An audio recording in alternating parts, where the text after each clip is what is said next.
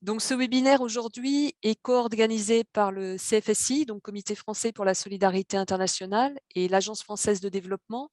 En effet, l'Agence française de développement soutient un programme du CFSI qui s'appelle Terre nourricière et qui vise à articuler 3 démarches en faveur du droit à l'alimentation et de la souveraineté alimentaire, à savoir le soutien à des initiatives de terrain que certains d'entre vous connaissent puisqu'il s'agit du programme de promotion de l'agriculture familiale en Afrique de l'Ouest, qui est un programme conjoint CFSI Fondation de France et qui permet à la fois le soutien à des initiatives de terrain, mais aussi à des renforcements mutuels pour arriver à ce que le consommé local puisse changer d'échelle.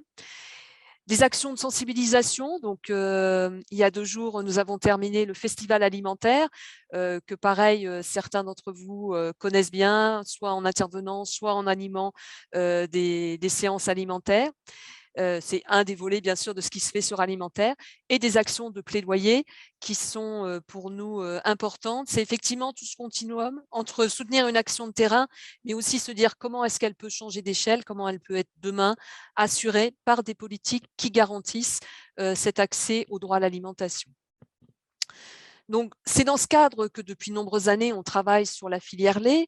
On soutient donc des initiatives de terrain, que ce soit au Niger, que ce soit au Sénégal, que ce soit au Burkina Faso, avec certains d'entre vous. Alors, je ne vais pas tous les citer, mais c'est aussi bien l'IRAM, Agrément vétérinaire sans frontières, des organisations, l'Union des mini-laiteries du Burkina Faso, etc., etc.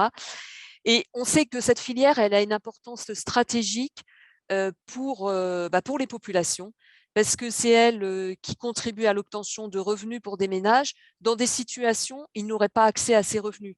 Donc, elle est capitale, notamment pour les femmes. Et c'est bien, faut savoir que ce sont 48 millions de familles en Afrique de l'Ouest qui sont concernées. Donc, c'est pas une petite filière, c'est une filière, on va le voir aujourd'hui, qui a des potentiels, qui a des défis. Mais la question qui va nous intéresser, bien sûr, ça va être de voir en quoi elle a une importance stratégique et quelles sont les difficultés auxquelles elle fait face, que ce soit par exemple les difficultés liées au changement climatique, mais aussi les défis économiques et politiques qui sont intrinsèquement liés aux choix faits par les décideurs politiques ou les choix qu'ils pourraient faire demain pour plus pour des politiques agricoles et alimentaires plus durables et plus solidaires. Et puis, c'est également la question de l'implantation de multinationales en Afrique de l'Est pour transformer une poudre de lait bon marché. Donc, ce sont quelques défis et bien sûr, les intervenants en présenteront des compléments, d'autres défis également.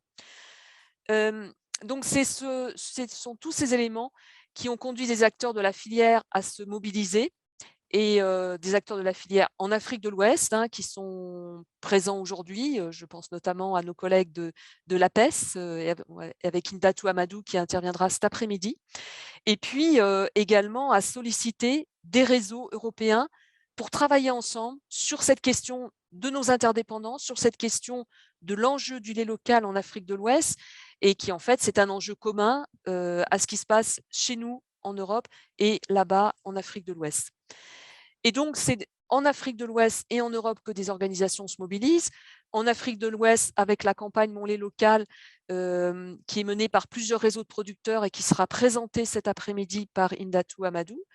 En Europe, avec la campagne N'exportons pas nos problèmes, qui mobilise des organisations de la transition agricole et alimentaire, des organisations paysannes, des organisations de solidarité, des chercheurs, et qui en Europe relaie les demandes de Mon lait local. Donc Benoît de Wegener de SOS Faim Belgique la présentera plus en détail cet après-midi, mais pour ceux qui ne pourraient pas rester cet après-midi, très rapidement, les 3 demandes relayées.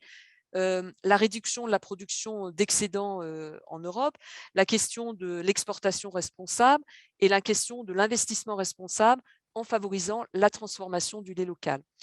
Donc, effectivement, quand on travaille sur cette question, on aborde la question des interdépendances entre l'Europe et l'Afrique de l'Ouest. Et pour avancer dans nos réflexions, pour avancer dans la façon de trouver des solutions, notamment pour renforcer les acteurs en Afrique de l'Ouest, on s'est dit que c'était intéressant de partager avec vous. Donc, vous verrez donc, les différentes organisations. Alors, petit rappel à nouveau, si vous pouvez mettre le nom de vos organisations, ça sera très bien, parce que ça vous permettra aussi de situer qui est qui.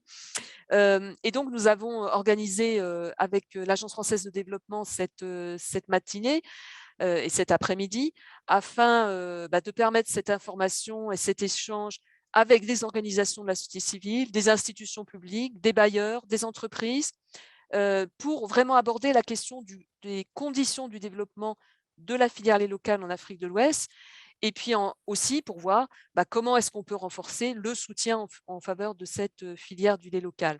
Donc ce matin, nous avons une première table ronde qui va davantage se concentrer sur les enjeux liés à la production du lait en Afrique de l'Ouest. Et cet après-midi, on va aborder la question des politiques publiques et des stratégies d'entreprise pour soutenir la filière lait locale en Afrique de l'Ouest. Donc, je vais laisser la parole à Jean-René Cuzon de l'Agence française de développement pour également un petit mot d'introduction, avant de laisser la parole ensuite à Laurent Levard qui assurera l'animation de cette matinée. Bonjour à tous, j'espère que vous m'entendez bien. Voilà, parce que j'ai souvent des problèmes avec mon casque. Bon, bref, donc Jean-René Cuzon. Donc, pour ceux qui ne me connaissent pas, donc je suis responsable équipe projet au niveau de la division agriculture, développement rural et biodiversité à l'Agence française de développement. Donc, en charge de différents projets, principalement sur l'Afrique de l'Ouest. Notamment avec la CEDEAO, donc on appuie la politique agricole régionale de la CEDEAO, plusieurs projets aussi avec le CIRAD, et donc dans mon portefeuille, quelques projets en lien justement avec cette filière lait. Donc je vais être bref, juste donc je pense que Anne-Françoise a déjà dit beaucoup de choses par rapport à l'intérêt que représente cette filière.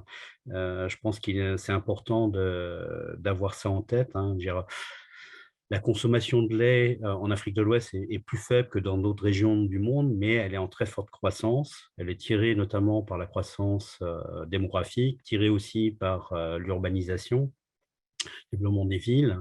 Et donc, j'en veux pour preuve, quand on voit l'intérêt aussi qu'elle suscite auprès des industries laitières et des investisseurs, des grandes firmes laitières européennes ou internationales qui sont maintenant toutes présentes en Afrique de l'Ouest. On le voit aussi malheureusement avec l'augmentation des importations. Et donc là, ça pose un peu la question. Et ce qu'il faut éviter, c'est que ce développement de la production et de la consommation laitière se fasse uniquement à travers des importations. Et donc, c'est bien le sujet de voir comment cet intérêt croissant pour les produits laitiers bénéficie aussi à la région à travers notamment une meilleure valorisation du lait local. Donc, tout l'intérêt justement de cette réunion et des différents programmes que je présenterai un petit peu ce qu'on fait nous de notre côté au niveau de l'AFD sur ce sujet-là. Donc, merci encore. Je pense je vais laisser Laurent donc introduire la première session de ce matin et j'aurai l'occasion en fin de session de vous présenter ce que fait le groupe AFD dans le domaine. Merci. Bien, bonjour à toutes et à tous. Donc, je suis effectivement en charge d'animer la table ronde du matin. Donc, je suis Laurent Levard. Je travaille dans l'ONG GREC.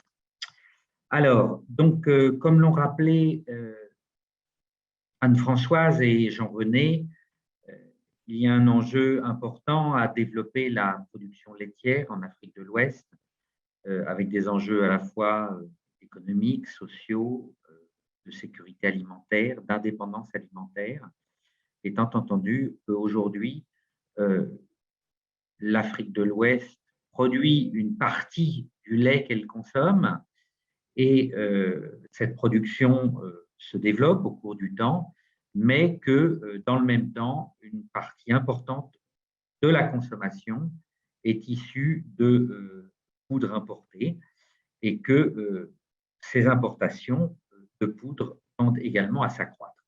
Donc, la table ronde de ce matin porte sur la question de quelles initiatives pour soutenir les producteurs de lait en Afrique de l'Ouest. Donc, nous allons avoir 4 interventions qui vont se succéder. Chaque intervention donc, durera un quart d'heure. Donc, merci à chaque intervenant de bien respecter ce temps. Donc, 4 interventions. Tout d'abord, Christian Corniot, hein, qui est donc chercheur au CIRAD et qui a beaucoup travaillé sur la question des filières laitières et des problématiques laitières en Afrique de l'Ouest. Donc, nous présentera un tableau général sur les potentiels et les contraintes pour le développement de la filière lait local en Afrique de l'Ouest.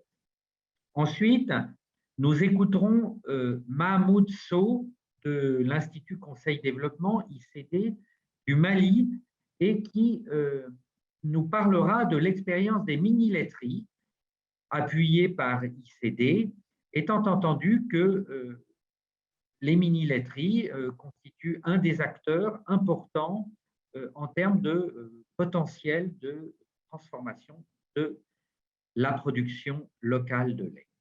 Ensuite, nous écouterons Aruna Dio, qui est secrétaire général et chargé des relations, chargé des partenariats et des relations extérieures à la laiterie du Berger au Sénégal, et qui, lui, insistera et développera la question du rôle de l'industrie dans cette transformation du lait local. Et puis, finalement, réinterviendra donc Jean-René Cuzon de l'AFD, donc qui s'est présenté lui-même tout à l'heure, et donc qui reviendra sur ce que fait l'AFD en matière de soutien à des projets de développement de la filière lait local. Voilà. Donc après ces 4 interventions, nous aurons un temps à la fois pour avoir des questions d'éclaircissement et un temps de débat avec les différents participants. Voilà. Donc, je donne la parole à Christian Corniot. Christian, si tu as des diapositives, eh bien, à toi de partager l'écran. Voilà, donc tu as la parole pour un quart d'heure. Merci Laurent, merci Jean-René, merci Anne-Françoise. Bonjour à tout le monde. Alors, je vais essayer de le mettre en plein écran. Je suppose que là, vous l'avez maintenant. Oui, c'est bon. Donc, je vais présenter un panorama de ces filières laitières en Afrique de l'Ouest. On m'avait demandé plutôt sur les contraintes et les atouts des filières. Je l'ai plutôt orienté sur les dynamiques en cours. De toute façon, on répond au même genre de questions, mais pas de la même façon de le présenter. Alors moi, j'ai l'habitude, quand je présente les filières laitières, de représenter 3 grands facteurs structurants pour les filières ouest-africaines. Ça va au-delà des filières laitières, mais il faut vraiment avoir ça en tête. Je pense que tout le monde a ça en tête, mais c'est bien de se le rappeler une fois de temps en temps, et vous l'avez déjà dit dans votre introduction. Le rouleau compresseur, c'est la croissance démographique, et que pour les filières laitières, on est sûr que dans 10 ans, dans 20 ans, on consommera plus de lait en Afrique de l'Ouest qu'on en consomme aujourd'hui. Parce qu'on a des consommations individuelles qui sont aujourd'hui relativement faibles, qu'on a des tendances à une légère augmentation, et que ce qui est certain, c'est que la population augmentant, on aura forcément demain une demande laitière qui va continuer d'augmenter, comme c'est le cas depuis des décennies. Le deuxième point majeur, c'est l'état de pauvreté global que l'on a en Afrique de l'Ouest, même si ça se discute pour certaines tranches de la population. Globalement, on reste sur une faiblesse des pouvoirs d'achat. Ça veut dire, que si on veut produire du lait local en Afrique de l'Ouest, il faut le produire et pour le vendre à pas cher. Et 2, ça veut dire qu'on a affaire à des producteurs laitiers qui, généralement, sont eux-mêmes relativement pauvres, et que pour produire du lait, en principe, généralement, il faut un minimum intensifié, que ça va poser problème justement dans cet investissement-là, avec des producteurs qui n'ont pas forcément les moyens de faire cette intensification. Et puis, le troisième facteur majeur pour la filière laitière, c'est évidemment la saison sèche, la faiblesse, la saisonnalité de la pluviométrie. Globalement, dans les pays où on fait beaucoup de lait, c'est il pleut, il y a de l'herbe, il y a de l'herbe, il y a du lait. Et pour pas cher, puisque l'herbe, elle pousse avec la pluie. Le problème, évidemment, en Afrique de l'Ouest, notamment pour les pays sahéliens, c'est qu'il ne pleut pas et que donc il va falloir nourrir les animaux en saison sèche et ça coûte cher et on revient au problème de la pauvreté. Ceci étant dit, au niveau des principales dynamiques en cours aujourd'hui, je vais en décrire 3 principales. Les 2 premières, je vais aller assez vite pour m'appesantir sur la 3e. La première, c'est une hausse modérée de la collecte locale. On l'a déjà dit là en introduction, je vais y revenir avec quelques éléments. Le second point, ce sont les investissements des grands groupes européens aujourd'hui sur l'Afrique de l'Ouest. Et le 3e point, ce sera sur une hausse des importations des poudres de lait et de façon, là, ça fait des décennies qu'on l'observe, mais de façon très récente, c'est la substitution de ces importations de poudre de lait entier par des poudres lactées réenrichies en matière grasse végétale en huile de palme. Alors, le premier point, ça je passe très très vite. On sait tous qu'en Afrique de l'Ouest, on n'a pas ou très peu de producteurs laitiers spécialisés dans cette production. L'immense majorité des producteurs laitiers sont des éleveurs allaitants, ils produisent d'abord de la viande. Alors bien sûr, il y a des veaux, donc quand il y a des veaux, il y a du lait, mais avec des producteurs atomisés dans tout l'espace et la collecte ne peut pas se faire dans ces espaces-là. Donc on va avoir un gros potentiel laitier, c'est vrai, mais celui qui est collectable, je veux dire, lui est relativement réduit. On observe, notamment autour des villes, en périurbain, le long des routes, le long des laiteries, le développement de petites fermes laitières, plus ou moins grosses. Ça existe, ça se développe, mais ça reste en nombre faible par rapport à la grande majorité des producteurs. Et puis enfin, les fermes laitières, bon, ça, on en compte quelques-unes à Dakar, dans les pays côtiers. Il y en a très, très peu. D'abord parce que ça coûte cher d'investir et que c'est loin d'être dans les moyens de la plupart des producteurs aujourd'hui en Afrique de l'Ouest. Ça, je passe, on est tous conscients de ça. Dans la dynamique aussi de cette collecte modérée, c'est l'installation de mini-laiteries qui a connu un réel essor dans les années 2000. En 1990, on n'en avait quasiment aucune, notamment dans les pays sahéliens, quelques dizaines en 2000, et puis aujourd'hui, alors avec des mini-laiteries fonctionnelles, je ne parle même pas de celles qui ont ouvert, fermé, celles qui fonctionnent aujourd'hui, on a au moins une 50aine dans tous les pays sahéliens, et puis d'autres expériences où on pourrait rediscuter aussi, elles sont moins nombreuses en Mauritanie ou dans les pays côtiers.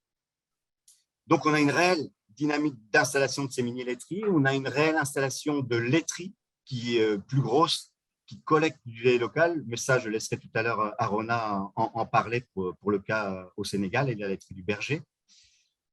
Mais ce qui est certain aujourd'hui, c'est que quand on regarde ce qui est réellement collecté, on a des chiffres très bas. On est de toute façon moins de 10% dans les différents pays où on a regardé ça de plus près, que ce soit au Nigeria, au Burkina, en Mauritanie, au Sénégal. Ce qui passe sur le marché formel, ce qui passe par les laiteries, c'est moins de 10%, c'est même plutôt moins de 5% de ce qui est produit, ce qui est trait dans un pays. Ça reste très faible. Le deuxième point, c'est l'investissement des grands groupes européens. Alors ça, ces grands groupes européens qui ont des investissements ou qui de toute façon avaient des contacts en Afrique de l'Ouest, c'est relativement ancien. Mais les investissements, la mise en place de ces grands groupes européens en Afrique de l'Ouest, ça c'est beaucoup plus récent et ça date notamment, ça s'est accéléré entre 2015 et 2018, après l'arrêt des quotas laitiers en Europe. Et là, on va retrouver tous les grands groupes laitiers européens, donc c'est-à-dire les grands groupes laitiers mondiaux, que l'on va retrouver en Afrique de l'Ouest. Alors, ils ne sont pas n'importe où, ils sont essentiellement basés dans les pays côtiers, c'est-à-dire ils sont positionnés dans des bassins de consommation, dans les capitales, là où il y a des ports. Donc, clairement, ils se sont installés pour utiliser du lait en poudre importé, des laits en poudre importés, et très peu de ces entreprises aujourd'hui collectent du lait localement. Et pour celles qui le font, c'est dans des proportions très faibles aujourd'hui. Il y en a qui le tentent, on a des expériences, ça se développe, mais aujourd'hui, en volume, c'est très, très faible. Et le troisième point sur lequel je vais passer un petit peu plus de temps, parce que C'est vraiment là où il y a les grandes dynamiques aujourd'hui et qui peuvent avoir des impacts sur la collecte locale. C'est bien sûr la hausse des importations de poudre de lait. Ça, c'est quelque chose d'ancien, de plusieurs décennies, mais c'est aujourd'hui la substitution des importations de lait en poudre entier par les poudres lactées réengraissées avec de l'huile de palme. Ces importations augmentent mécaniquement parce que la demande augmente et que la production locale augmente moins vite que la demande. Donc, ça, la demande, finalement, est couverte. Même si la production locale augmente, hein, surtout dans les pays, comme dans les pays sahéliens, vous avez ce graphique-là qui vous montre les principaux chiffres. Alors, ça, ce sont des chiffres FAO, donc on peut toujours bien discuter par rapport à ça, mais globalement, l'évolution, elle est là-dessus. La part des importations, on pourrait la regarder d'une toute autre façon, notamment parce que la FAO, dans ces premiers chiffres-là, ne comptabilisait pas les importations de FATFIL, de ces poudres MGV. Mais globalement, même si la production augmente, et elle augmente surtout avec l'augmentation du troupeau laitier, elle n'augmente pas par un changement radical des systèmes de production avec l'alimentation, la génétique, les mini-fermes. Non, c'est d'abord par une augmentation du nombre d'animaux. Et donc, elle est compensée pour remplir cette demande par les importations de lait en poudre.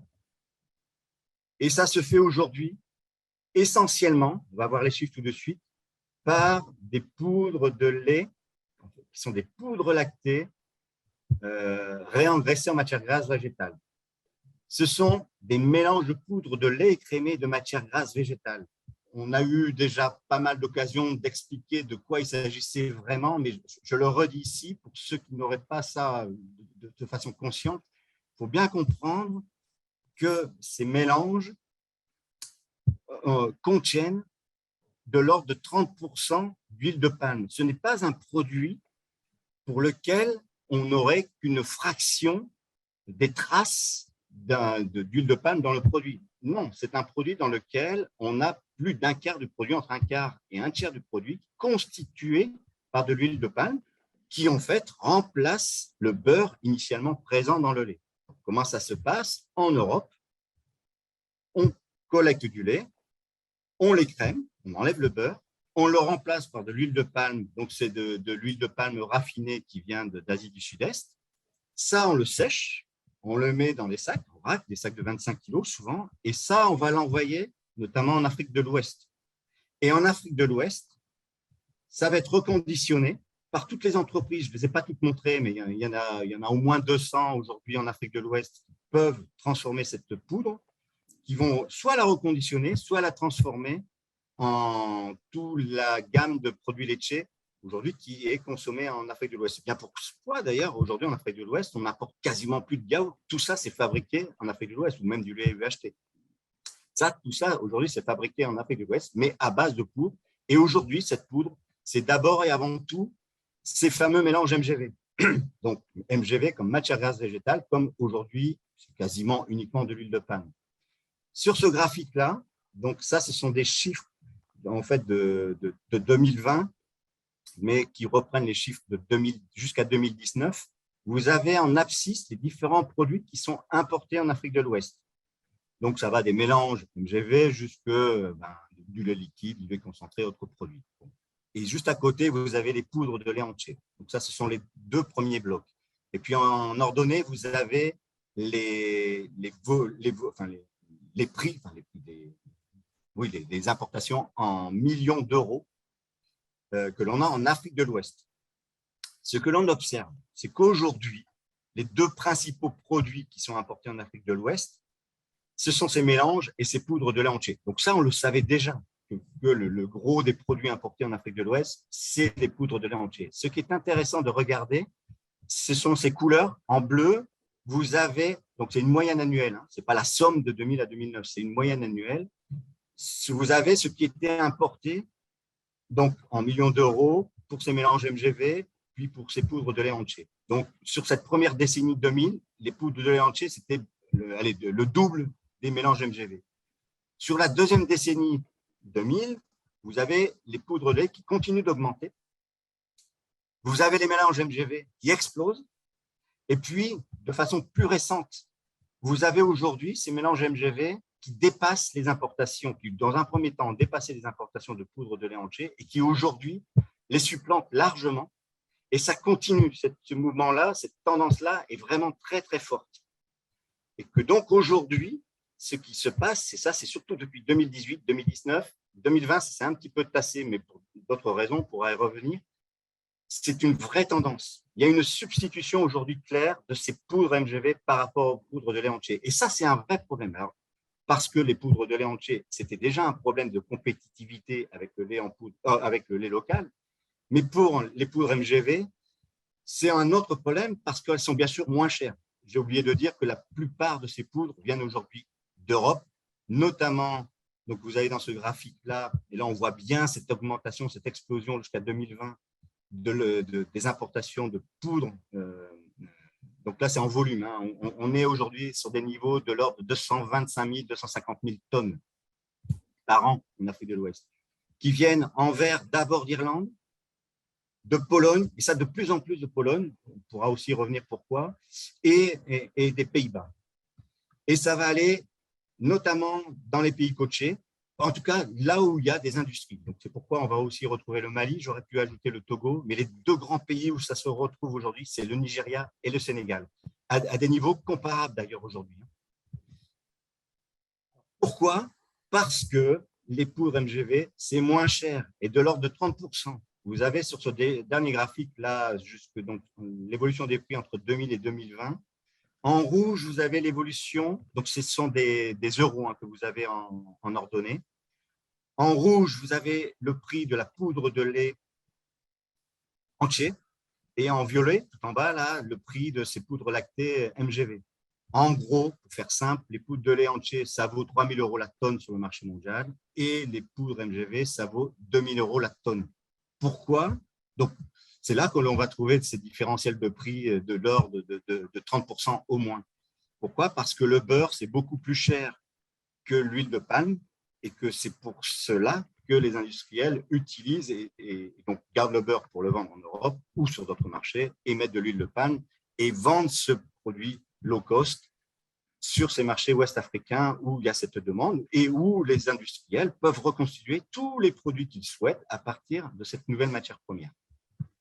Alors, qui est controversé avec des pratiques d'étiquetage, on en a souvent parlé également, avec des questions de tromperie du consommateur finalement, des questions d'impact environnemental et nutritionnel, mais qui sont plus liées à des discussions au niveau mondial dans l'usage de l'huile de palme. Mais surtout, finalement, ce qu'il y a derrière ça, c'est une dénonciation du modèle économique sous-jacent, c'est-à-dire une dénonciation d'un marché de produits low cost, d'un produit qui n'est pas consommé en Europe et qui est proposé sur le marché ouest-africain, qui est capteur, hein, puisque justement, on va avoir une population qui va demander des produits qui ne sont pas chers et qui répondent à leurs demandes dans les différents produits qu'ils demandent. Donc, en conclusion, sur le plan de la consommation, on a clairement un marché en constante hausse, ça on est certain, ça va continuer, donc ça c'est plutôt favorable. On a une transformation industrielle et des mini-laiteries. Alors quand je parle d'industrielle, pas uniquement celle que je vous ai montrée tout à l'heure, on aura le bel exemple de la laiterie du Berger et d'autres d'ailleurs dont on pourra discuter aujourd'hui. Donc ça c'est en place.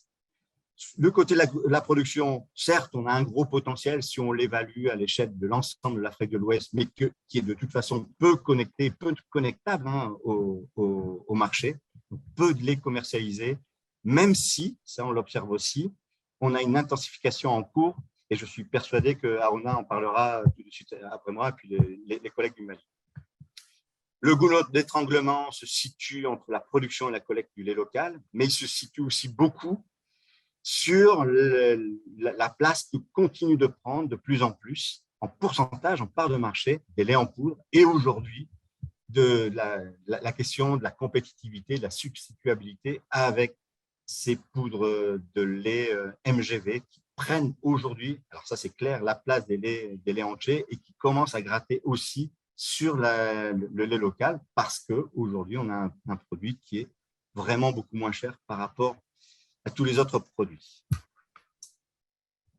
Et je vais m'arrêter là, je vais arrêter. J'espère que j'ai tenu dans les temps, Laurent. Oui, très bien. Merci, Christian. c'est parfait. Donc, tu nous as donc dressé un tableau hein, des principales évolutions aujourd'hui. Et donc, on va donc maintenant avoir deux interventions, comme je vous le disais, sur deux types d'acteurs économiques et dans quelle mesure ces acteurs économiques peuvent apporter une réponse à cet enjeu du besoin de croissance de la production laitière. Alors, tout d'abord, Mahmoud Sow de l'ICD. Est-ce que Mahmoud est là? Est-ce que vous êtes là? Oui, je suis là. Bien. Bonjour. Donc, vous allez nous parler de l'expérience des mini-laiteries au Mali. Donc, je vous laisse partager votre présentation. Et donc, voilà, vous avez donc un quart d'heure. Ok. Merci beaucoup, Laurent. J'essaie de partager l'écran.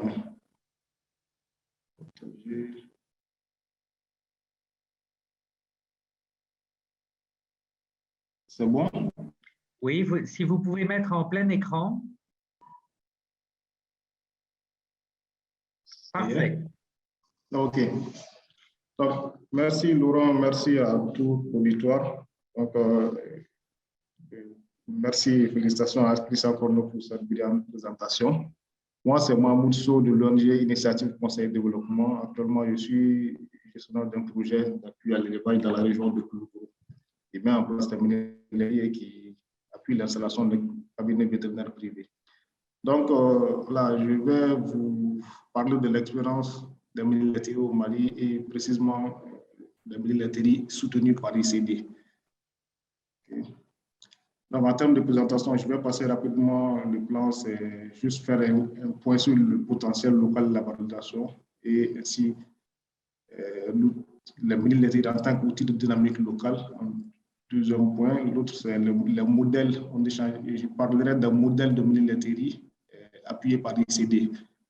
Et après, c'est les avantages et inconvénients de chaque modèle, les matériels de transformation et la gamme de produits, les rôles des mini-laiteries, contraintes des mini-laiteries rurales et les défis. Donc, c'est un peu le plan de cette présentation que je vais essayer de faire en 15 minutes, un quart d'heure, comme vous l'avez demandé.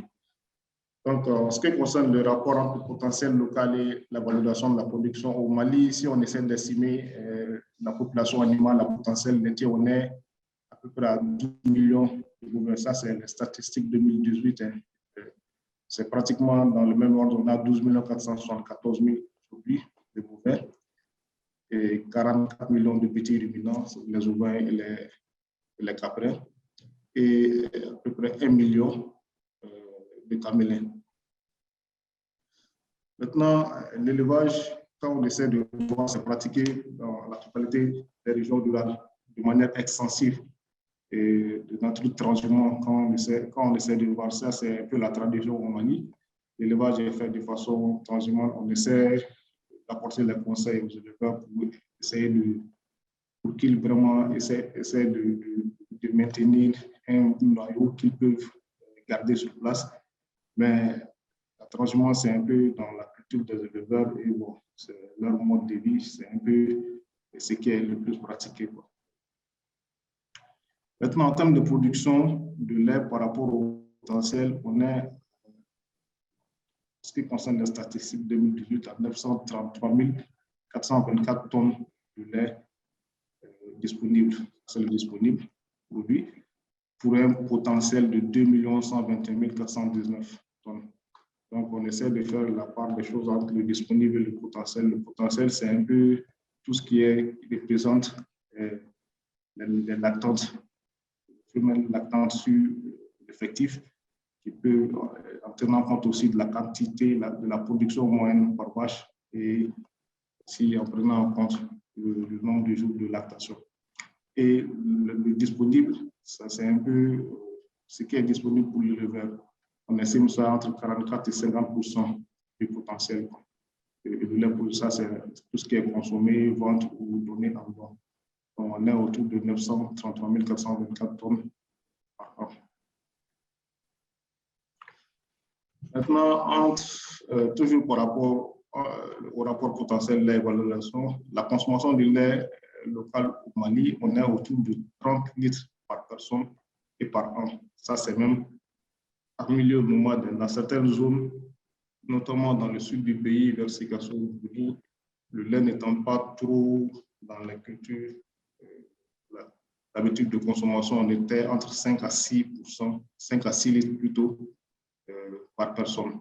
Bon, c'est vrai que la tendance est en train d'être évoluée, mais les dernières statistiques nous donnent entre 5 à 6 litres de consommation de lait par personne dans ces zones-là. Pour une norme de la FAO qui est autour de 62% par personne et par an. 102 litres plutôt, 10%. 102 litres par personne et par an. En termes d'importation, on était à plus de 20 milliards de francs CFA en ce qui concerne l'importation du lait, outre ce qui est le lait reconstitué par an.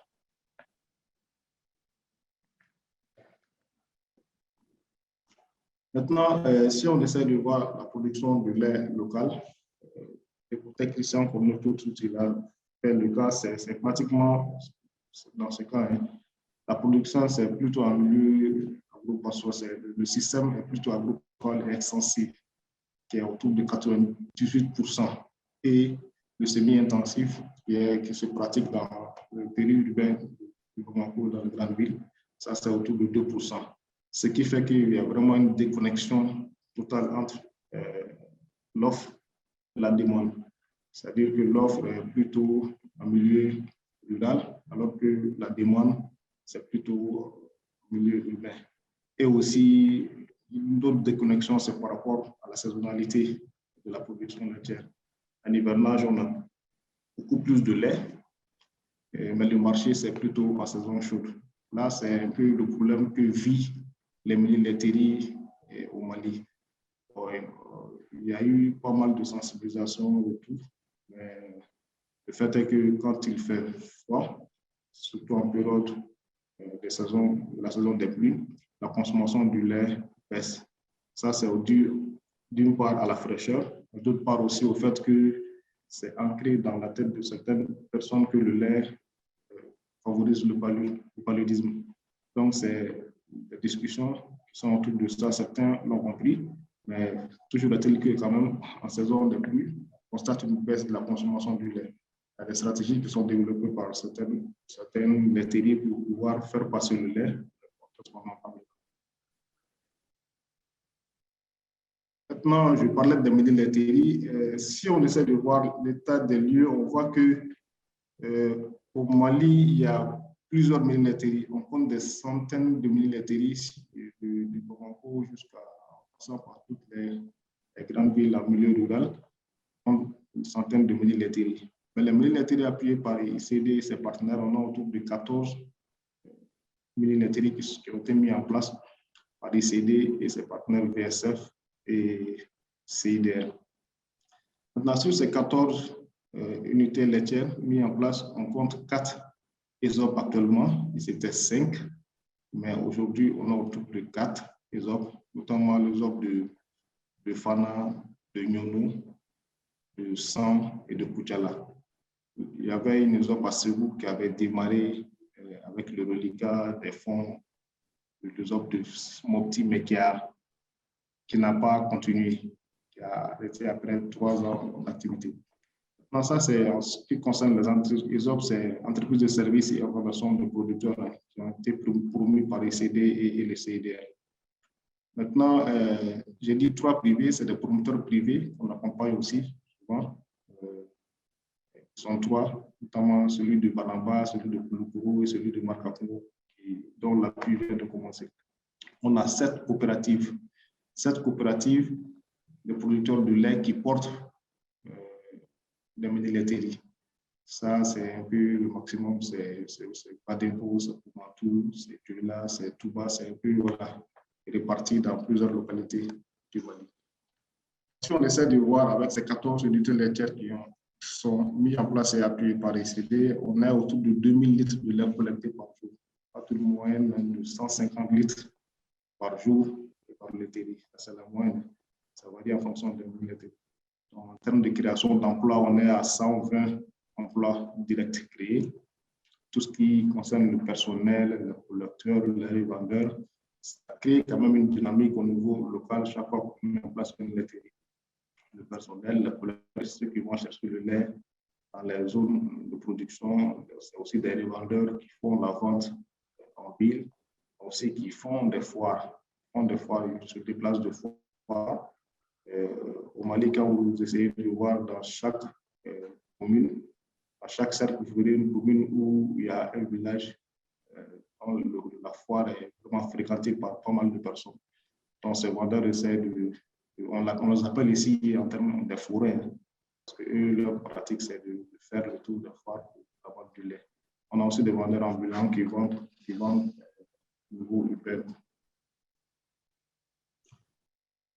Maintenant, on compte aussi plus de 500 livreurs de lait répartis entre ces 14 laiteries. Donc, c'est souvent 20 producteurs par laiterie, souvent 30, souvent 40. Souvent, ça dépend. Bon, ça dépend aussi de la période. Certains qui fournissent du lait pendant la saison des pluies. Après, quand arrive la saison sèche, ça baisse ou ils arrêtent. La difficulté, c'est un peu à ce niveau. Parce que le fait est que, comme je le disais auparavant, la transhumance fait partie un peu de leur culture. On ne dit pas d'arrêter carrément. On essaie de les conseiller à maintenir un noyau laitier chaque fois qu'ils vont en transhumance. Certains le respectent, d'autres pas. Donc, mais tout est lié un peu à l'alimentation. C'est pourquoi il y a des appuis qui sont faits à ce niveau. En ce qui concerne l'alimentation, les formations de sensibilisation sur tout ce qui est culture fourragère, tout ce qui est complémentation de la vache en saison sèche. C'est un peu ça. Le projet aussi, chaque fois sur une mini-laiterie, on essaie de mettre en place un fonds aliment bétail à disposition de la coopérative. Ce fonds leur permet d'acheter au moment où le prix est bon, et de l'utiliser, de distribuer ça entre les producteurs pendant la période sèche. Donc, il s'agit aussi pour eux, les producteurs, de restituer, de rembourser ce fonds-là. Souvent, c'est par le lait qui est récupéré par la laiterie et versé à la coopérative. Souvent, c'est de façon modérée par le producteur eux-mêmes, par paiement. Donc, l'idée est que ce fonds soit constitué avant la prochaine saison sèche. Donc, c'est des appuis qui sont faits, qui leur permettent souvent de maintenir un laitier, même s'ils doivent aller en transhumance.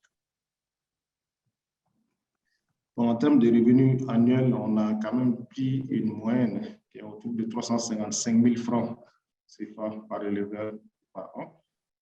Sinon, ça varie. Certains vont jusqu'à 500 600 000 francs par an. Donc, c'est une moyenne qu'on a pris sur l'année. Maintenant, je vais aborder les modèles de mini-laiterie qui sont accompagnés par ICD et ses partenaires. On en a 3. Je vais commencer à les aborder lorsque je parlais des mini laiteries qui ont été promues par ICD. On a d'abord les mini-laiteries de type coopérative portées par les coopératives de producteurs de lait. On a aussi des mini-laiteries portées par des privés. On a aussi des mini-laiteries portées par une SARL. Ça, c'est le type ESOP. Et c'est par ça qu'on va commencer. Il s'agit, c'est généralement des mini-laiteries d'Ananono qui ont été promues par ICD et CIDR depuis les années 90 jusque-là. Donc, je disais qu'on en avait 5. Maintenant, elles sont au nombre de 4. Il y a la mini-laiterie de Koudjala dans la région de Sikasso, celle de Nyuno, d'Ananono Nyuno dans la région du Ségou, et la mini-laiterie d'Ananono de Sang qui est aussi dans la région du Ségou, et la mini-laiterie d'Ananono de Fana qui se trouve dans la région de Koukou. Donc, ce dispositif, je sais qu'avec le CIDR, on en a un peu échangé, donc pas le CIDR, le CFSI. Oui, c'est un dispositif qui fonctionne selon une approche verticale et intégrée. Ça veut dire quoi? L'actionnariat est composé par plusieurs types d'acteurs. On a d'abord les producteurs organisés en groupement qui prennent part au capital. Il y a aussi le personnel dans les terriers, que ce soit les gérants, les transformateurs, les vendeurs, qui peuvent aussi prendre part au capital. Il y a aussi d'autres investisseurs. Au départ, c'est le projet même, le bailleur, le partenaire qui était membre du capital, qui avait pris part au capital, qui avait même la grosse part du capital. L'idée, c'était vraiment de faire comprendre aux producteurs et aux autres acteurs tout ce qu'il y a autour de ce modèle ESOP et de ce statut SARL, ensuite de retrocéder ses parts. Aujourd'hui, on est à ce niveau-là. Bon, j'ai parlé d'autres investisseurs, c'est soit les revendeurs, ceux qui prennent du lait à l'intérieur qui vont vendre ailleurs, peuvent aussi prendre part au capital. Même d'autres investisseurs qui sont intéressés par l'idée, c'était ouvert à eux, ils peuvent prendre part au capital. Donc ça, c'est le modèle ESOP qui a fonctionné depuis les années 90. Aujourd'hui, on a quatre laiteries qui fonctionnent toujours avec le modèle ESOP. Donc, c'est pratiquement le même ordre. C'est des laiteries qui collectent autour de 100, 150, souvent 200 litres de lait par jour, qui est transformé au niveau de la laiterie et vendu au niveau local. Bon, tout ce qui est vente, si on essaie de voir les premières ESOP, Koutiala, Nounou et 100, faisaient même dans la transformation, ils allaient jusqu'à la fabrication du fromage. Le fromage, c'est-à-dire c'est le lait pasteurisé, lait caillé sucré, yaourt, le fromage qui était pasteurisé. Mais le fromage, le marché était plutôt urbain, Bamako. Ce qui fait qu'à un moment donné, ces ESOP, lait s'était mis en réseau pour créer un GU, qui était un GU de commercialisation de produits agricoles. Pardon, Mahmoud, il faudrait vous diriger vers la conclusion parce qu'il vous reste 2 minutes. Ah, d'accord. Okay. On va aller, voilà, le système ESOP, c'est un peu ça. C'est le schéma, les producteurs qui sont organisés en groupement pour apporter les produits, la matière première à l'entreprise qui transforme et vend, mais aussi l'entreprise qui rend des services à ces producteurs-là. Tout ce qui est conseil, tout ce qui est l'utilisation dans une logique gagnant-gagnant. Donc, c'est un capital reporté à l'éleveur et personnel de l'entreprise. Maintenant, le modèle porté par une coopérative, donc, comme je le disais, c'est aussi les producteurs qui sont... L'idée, c'est de faciliter la collecte et l'acheminement du lait. Donc, le projet met en place le moyen pour les producteurs de faciliter l'écoulement du lait. Donc, ça, c'est à travers la construction, l'aménagement du local, l'acquisition des équipements, tout ce qui est recrutement personnel et formation sur le process et la conservation des produits. Ça, c'est le modèle géré par une coopérative, porté par une coopérative, mais qui recrute souvent le personnel pour la gestion, après qui rend compte à la coopérative. L'autre modèle, c'est un modèle porté par un privé, qui est soutenu aussi par ICD. Un privé, c'est souvent des privés qui sont déjà à leur compte, qui ont commencé l'initiative, qui ont pris l'initiative de collecter, transformer, commercialiser le lait. Donc, le projet vient en appui en organisant les producteurs pour vraiment garantir l'approvisionnement, l'aménagement local, apporte des équipements complémentaires et faire des formations pour apporter plus de qualité aux produits finis. Donc, en termes d'avantages et inconvénients, peut-être que je vais passer rapidement cette partie. Chaque modèle a ses avantages et ses inconvénients. Aujourd'hui, on ne peut pas dire que c'est ce modèle qui marche plus que d'autres, mais on voit que la tendance est plus du côté du modèle géré par un promoteur privé. Pourquoi? Parce qu'à ce niveau, on se rend compte qu'il y a plus de rigueur dans la gestion. La responsabilité individuelle, plus de gestion de rigueur dans la gestion et il y a plus de facilité dans la prise de décision, ce qui n'est pas le cas avec les autres modèles coopératifs et ESOP. Donc ça, c'est un peu les équipements de transformation. Pardon, Mahmoud, il vous faudrait vraiment conclure là. D'accord. Donc voilà, je vais parler des difficultés. Voilà, les difficultés rencontrées aujourd'hui par la laiterie, c'est la concurrence à base de lait en poudre. Ça, c'est une difficulté. Parce que partout où il y a de laiterie, vous verrez qu'il y a d'autres laiteries qui transforment, mais à base de lait en poudre. Donc, le coût n'est pas le même, les produits, la conservation n'est pas les mêmes. La difficulté d'accès aux intrants, la faible capacité de livraison des laiteries qui est due au pouvoir d'achat, faible pouvoir d'achat des consommateurs et l'absence de relations formalisées avec le marché. Ça, c'est aussi des difficultés. difficultés. Là, j'ai parlé de conservation, de la déconnexion entre l'offre et la demande. Les défis actuellement aujourd'hui, c'est vraiment de garantir un minimum de collecte en toute saison pour vraiment la régularité. Donc, développer un modèle économique rentable et faire face à la concurrence du lait en poudre. Maintenant, le dernier, comme je disais, c'est vraiment de mettre en relation les laiteries avec une d'acheteurs dans un cadre vraiment contractuel et formalisé. Ce modèle cluster, on est en train. Donc, voilà, je suis allé un peu plus rapidement. Donc, moi, je m'excuse pour le temps qui est dépassé. Voilà, je souhaite que vous comprendrez. Merci beaucoup. Merci Mahmoud. Bon, de toute façon, on pourra revenir sur toutes ces questions dans le temps de débat que nous allons avoir. Donc maintenant, je donne la parole sans tarder à Aruna Dio de la laiterie du Berger, qui va, lui, plus nous parler du rôle actuel et possible de l'industrie de transformation laitière, donc des structures de transformation d'une taille plus importante que les mini-laiteries. Donc, il faut donc départager l'écran. Mahmoud. Oui, bon, apparemment, il y a quelqu'un, enfin, oui. Voilà, c'est bon. Donc, Aruna, tu peux partager. D'accord. Donc, un quart d'heure. Hein. Ça marche.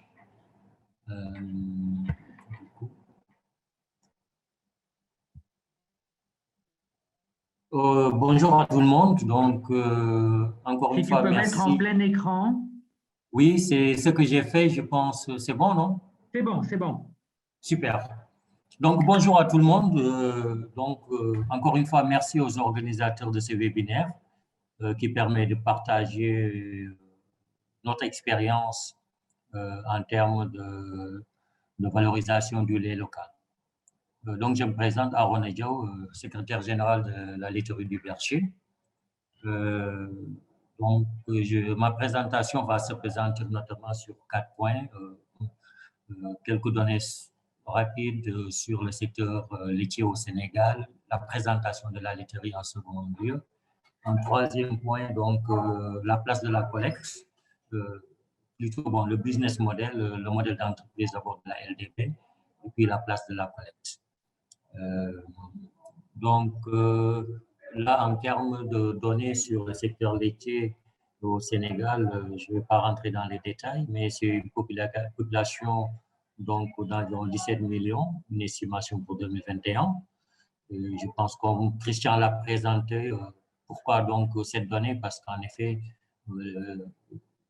disons, la demande en produits laitiers est corrélée à la croissance démographique, comme il l'a dit, à l'urbanisation,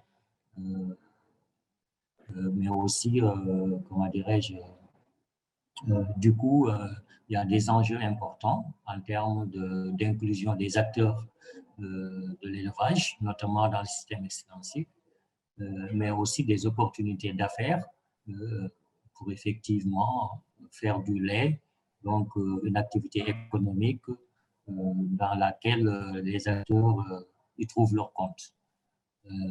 Et en termes de cheptel aussi, on voit que le Sénégal a 3,6 millions de bovins. Ce n'est pas aussi important par rapport au Mali et d'autres pays, mais il y a une corrélation quand même entre cet effectif et aussi la consommation des produits laitiers, notamment donc des produits laitiers faits à base de lait local qui est vraiment une partie infime. Du coup, en termes de production nationale, on voit que pratiquement 45% de la production nationale de lait occupe à peine 45% donc, de l'ensemble des volumes consommés au Sénégal, ce qui veut dire que près de 55% continuent à être importés. Et en termes de valeur, on estime à environ 60 milliards de francs CFA d'importation.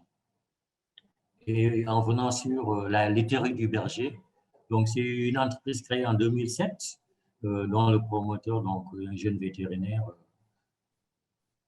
qui a eu l'idée, effectivement, donc, de valoriser le lait local en achetant, en collectant auprès des éleveurs, en fabriquant des produits de qualité et en ciblant le marché, les marchés urbains notamment.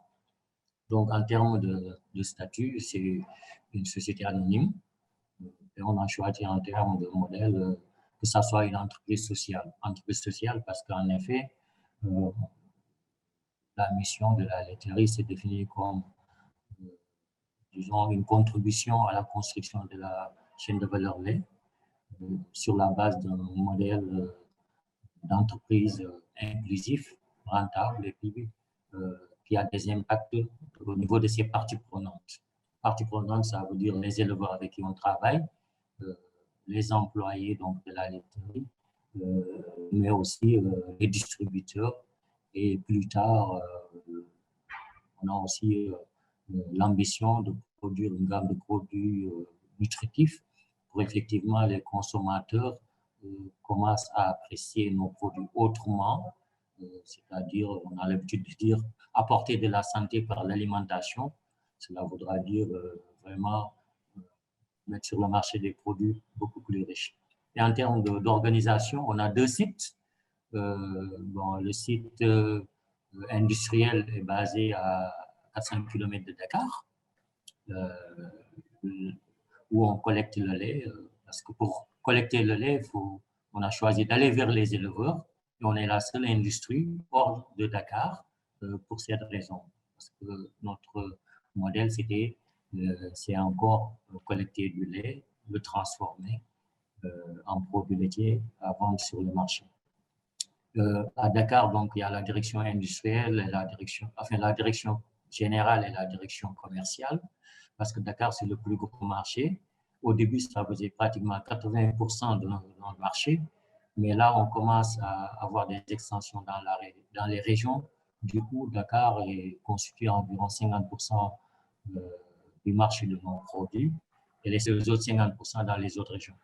Et en termes vraiment de réseau de points de vente, on a plus de 12 000 points de vente, ce qui est un réseau extrêmement important qu'on a construit quand même au fil des années pour effectivement avoir une bonne maîtrise de nos circuits de distribution, qui est une grosse force de vente.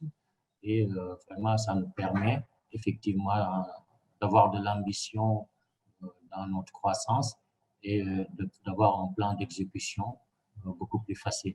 Et en amont, on travaille avec près de 1300 éleveurs, dont 50% de femmes.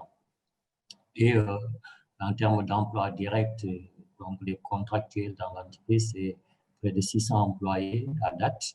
Et en termes d'impact, c'est 3500 emplois directs et indirects. Donc ça, c'est pour la présentation de la laiterie. Là, c'est une carte juste pour situer les circuits de collecte à gauche, différents circuits de collecte. C'est une carte qu'on a faite d'ailleurs récemment avec le CIRAD. Et là, pour situer un peu où est-ce que nous sommes, à droite sur la carte du Sénégal, nous sommes au nord, notamment. Et en effet, par rapport vraiment à la thématique, la laiterie du berger, le rôle de l'industrie, nous, en tout cas, notre modèle d'entreprise actuellement, en tant qu'industriel, est un modèle en effet inclusif qui permet effectivement de lier les éleveurs, les petits producteurs au marché formel. Et par ailleurs aussi, de par l'organisation de la collecte, on consolide toute l'offre en lait du système d'élevage extensif que Christian présentait comme étant dispersé, et c'est la réalité du terrain. C'est de l'offre très dispersée. Du coup, il faudrait une organisation pour consolider donc, cette production de lait auprès des éleveurs, de sorte à les acheminer donc, vers l'usine. Comme je disais aussi, c'est une forme aussi de connexion du lait local à l'économie formelle. Et d'ailleurs, ça nous a valu qu'on retienne le lait parmi les filières porteuses dans le plan Sénégal émergent. Donc, en tout cas, tous les projets phares de l'élevage, le lait constitue donc un des projets majeurs aussi, avec aussi différentes composantes, des programmes de l'État, mais aussi des programmes du secteur privé. Et globalement, toutes ces actions doivent converger à la construction d'une filière lait local. Et la finalité, vraiment, c'est de capitaliser ce qu'on est en train de faire pour avoir un modèle réplicable. Bon, là, c'est vraiment un slide qui synthétise un peu donc, notre business model, notre modèle d'entreprise. Schématiquement, c'est sur la base donc, de deux piliers. Donc, le business en tant que tel, un business fort, avec vraiment, comment dirais-je, toutes les compétences en entrepreneuriat, parce qu'on est avant tout une entreprise quand même. On tient beaucoup vraiment au modèle de business avec les compétences qu'il faut, une organisation adaptée à ce type de business, une gouvernance vraiment consolidée, parce que c'est assez important pour une entreprise privée. Donc, c'est important pour une entreprise privée,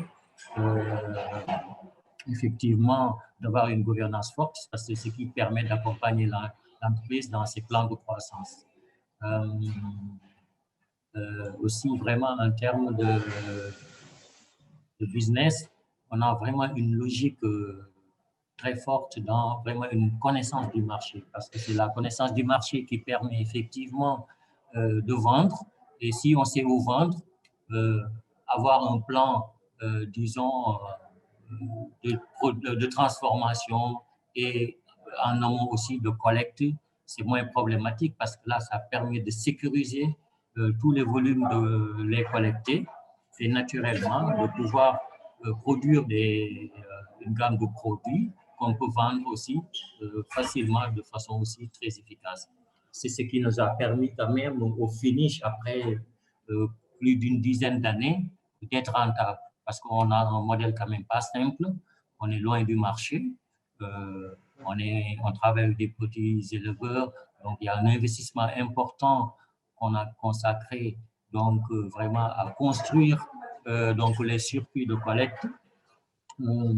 Du coup, bon, ça a généré quand même des pertes financières si on raisonne en termes financiers. Si on fait les comptes d'exploitation, on a perdu de l'argent pendant 10 ans, mais au finish, on a commencé à être rentable en 2017, ce qui nous a valu vraiment d'avoir un modèle vraiment qui marche, qui croît, qui devient rentable. Du coup, ça permet effectivement de consolider l'autre pilier qui est vraiment quelle action on doit mener pour effectivement avoir de l'impact social fort notamment. Donc, à la base, comme je disais, on est une entreprise sociale, du coup, on tient beaucoup aux indicateurs sociaux et on rencontre autant sur les indicateurs financiers que sur les indicateurs sociaux. Donc, c'est ce qui a valu vraiment qu'on ait ces deux piliers-là qui sous-tendent le business model de la laiterie. Et il y a 2 ans, on a pu être certifié Bicorp, donc une certification qui met en valeur comment dirais-je, les résultats non financiers. Et en effet, en termes de gouvernance, en termes donc d'impact environnemental, en termes d'impact au niveau donc des collaborateurs, aussi en termes d'impact au niveau donc du développement local. Ce qui permet quand même, et avec Bicorp, en fait, c'est une plateforme assez intéressante, une communauté, j'ai envie de dire, qui actuellement même a fait le lien entre le processus de certification Bicorp et le lien avec les ODD. Donc, ça permet effectivement de voir dans cette certification quel ODD est lié à cette certification. Du coup, on va au sommet, notre impact est lié à ces 9 ODD, ce qui fait qu'on est capable de mesurer un peu où est-ce qu'on en est au niveau local, où est-ce qu'on en est au niveau national, et même, je ne sais pas où est-ce qu'on en est, mais tout ce qu'on fait, ça impacterait quel ODD. C'est intéressant. Donc, j'ai parlé donc, de la certification Bicorp. Du coup, si je reviens à la mission donc, LDB, c'est en train d'évoluer parce que jusque-là, ce qu'on a fait, c'est d'agir sur la collecte, assurer l'inclusion de près de 1300 familles d'éleveurs. On dit éleveurs, mais c'est des familles d'éleveurs. Mais aussi vraiment de renforcer le lien avec ces éleveurs de sorte qu'ils se professionnalisent d'année en année en termes de modèle de production. Du système extensif, on a pu tester quelques mini-fermes, juste une centaine, juste pour proposer à des éleveurs de nouveaux modèles de production à côté de leur élevage extensif. On ne demande pas aux éleveurs de choisir, mais au moins de faire évoluer donc, leur modèle à côté de leur troupeau extensif. D'ailleurs, 90% de notre collecte est issue toujours du milieu extensif. Et là, on parle de 8 000 à 10 000 litres jour. Ce sont des volumes extrêmement importants par rapport vraiment à l'historique de la collecte. Et ça permet aux éleveurs vraiment d'année en année de s'améliorer. Donc, c'est une forme. Pardon, aussi... Arona, il va falloir, il te reste 2 minutes. Hein. Oui, d'accord. Donc, OK. Donc, en termes de levier, hein, on a l'habitude, en tout cas, de dire nous, nos leviers de croissance, c'est d'abord à la base notre modèle d'entreprise, qui d'ailleurs, avec la crise, on a pu démontrer que notre modèle est assez résilient parce qu'on a su construire des liens assez forts en termes d'approvisionnement au niveau local, ce qui fait que la crise ne nous a pas impacté du tout. On a pu aussi, comme notre marché est purement local, puis donc continuer nos activités. Donc, on est toujours vraiment sur un plan de croissance. L'autre levier, c'est vraiment la qualité de nos produits, avec vraiment une bonne notoriété de notre produit connu sur le nom de Dolima. Et cette croissance continue à la faveur de la croissance démographique, mais aussi à la faveur aussi de la croissance de la collecte. Et un levier de plus en plus important, c'est la mise en valeur donc, des résultats non financiers. Parce que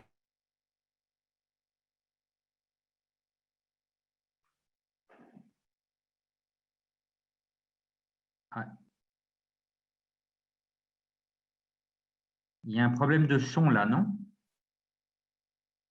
Financement de notre plan de croissance. Là, c'est une présentation brève de notre gamme de produits. L'un des sujets importants, c'est vraiment en amont comment on fait pour assurer l'inclusion des éleveurs.